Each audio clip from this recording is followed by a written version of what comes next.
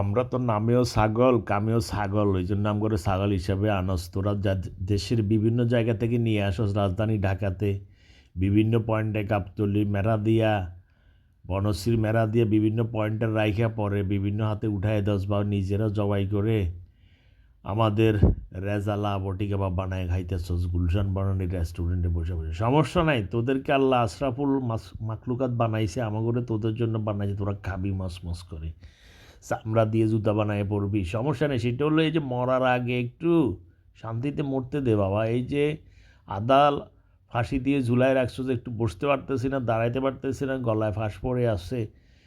তোদের ধারণা যে আমরা যদি বসি একটু ছোট দেখাবে আমাদের কাস্টমাররে, হ্যাঁ তোরা আবার দেখাইতে পারবি না, এই জন্য আমগরে আদা ঝুলা করে ঝুলায় রাখছো, যে একটু বসতে পারতেছি না, চিন্তা করতে পারতেছি না, হ্যাঁ কিছু খাইতে দাইতে পারতেছি না, এই যে গলার মধ্যে ফাঁস লাগায় ঝুলায় রাখছোস, বসতে দিবি না। তো খাবি খা ভাই, রেজালা বানায় খা, বটি বাবা করে খা, রাস্তার পাশে রাইখা বটি কাবারে গ্রান শুকে শুকে কাস্টমার আয় না, ওদেরকেও খাওয়া, সমস্যা না। আমগুলো তো তোরা খাবি, আমরা জানি, আমরা তো ছাগল, কিন্তু তোরা আমগো ছাগলের লোক এটা কি